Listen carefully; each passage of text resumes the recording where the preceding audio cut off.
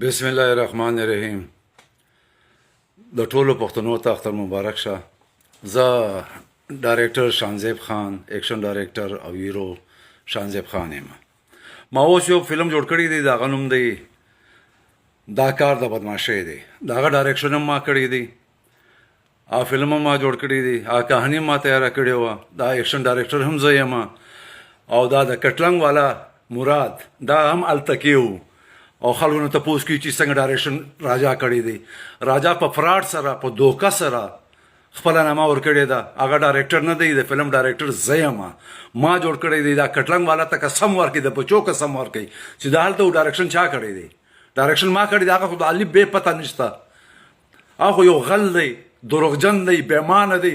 زما پیسې وخوړلې، د عادل عسکري کیمرمین پیسې وخوړلې، د نسیم پهلوان پیسې وخوړلې، د اسد پیسې وخوړلې او کراچي اوس پورې نه ده لګېدلې. زه کراچي والا ته هم دا وایم چې بھائی د دې فوټو سټ ما سره دی، هر څه ما سره دي. چې کراچي خبره کوي راجا سره وکړي، خو پیسې به ما ته رالېږي. زه په دې خلکو تقسیموم، د دې خلکو حق دی. د فراډ کړی دی، دوکه یې کړې ده، ټولې پیسې راغستې دي او جیا بټ باندې خوړلې دي. دا یو دوکهباز دی، یو ډېر غټ فراډي دی. د چا نوم چې دی راجا، دا نه ډایرکټر دی نه فلم ساز دی نه څه دی. پیسې د صالح بابو لګېدلې دي او د نور خلکو لګېدلې دي، د یو بل نه راغستې دي او فراډ یې کړی دی. دا دوکهباز دی، په فراډ باندې خپل نوم ورکړی دی چې زه ډایرکټر یم. دی ډایرکټر نه دی، د ډایرکټر فلم زه یم. دا مراد کټلنګ والا نه دی.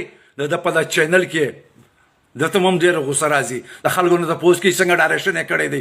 دی د کوم ځای ډایرکټر دی؟ کله ډایرکټر و دی؟ ته خو هلته کې وې، 18 ورځې وې، ډایرکشن چا کولو؟ فلم چا جوړ کړی دی؟ او فضول لګیا ته خلکو سره. خلکو ته خو نه ده پته.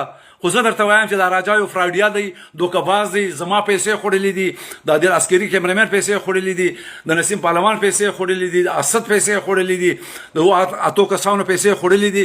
دا پیسې به د موږ ته راکوي. کراچي والا ته هم وایم، پېښور والا ته هم دا خبره کوم چې بھائی په کراچي کې به هېڅوک چا پیسې ورکړې نو هغه ته به پبلیسټي او فلم نه میلاویږي چې تر څو موږ ته دا پیسې نه وي میلاو شوې.